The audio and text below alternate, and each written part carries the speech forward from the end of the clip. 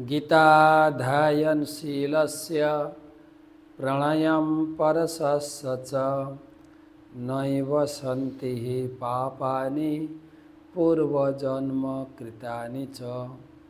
गीता अनुसरणकारी व्यक्ति पूर्वजन्मेर पापेर प्रतिक्रिया भोग करें ना। आजकेर गीता पाठ 10ম अध्याय 21 श्लोक विभूति योग। आदित्यानाम् अहं विष्णु ज्योतिषां रवि अंशुमान् मरीचि मरुतामस्मि नक्षत्राणाम् अहं शशि। अनुवाद। आदित्यদের মধ্যে আমি বিষ্ণু, জ্যোতিষ্কদের মধ্যে আমি কিরণময় সূর্য, মরুদ্দের মধ্যে আমি মরীচি, নক্ষত্রের মধ্যে আমি হচ্ছি চন্দ্র। ভগবান তার বিভূতি বলছেন, গতকালকের শ্লোকে বলছেন আমি সব কিছুর মূল, অহম আত্মা গুড়াকেশ। তো আজকের শ্লোকে বলছেন আদিত্যানাম অহম বিষ্ণু।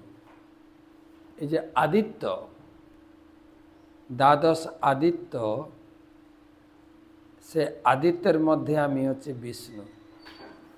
অদিতির পুত্র আদিত্য। কশ্যপের দুই স্ত্রী ছিল, অদিতি, দিতি। দিতির পুত্র হয়েছিল দৈত্য, হিরণ্যাক্ষ, হিরণ্যকশিপু। আর আদিত্য হচ্ছেন সব দেবতা। তো ইন্দ্র, চন্দ্র, বরুণ যত দেবতা আছেন তার ভিতরে আমি হচ্ছি বামন দেব, বা কি বলে ভগবানের বামন অবতার, বটু অবতার। হ্যাঁ, আমি হচ্ছে সেই রবি অংশমান। জ্যোতিষ্কর মধ্যে আমি কিরণশালী সূর্য। সূর্য দেখলেই ভগবানের কথা মনে আসবে। নক্ষত্র নাম হংসসী।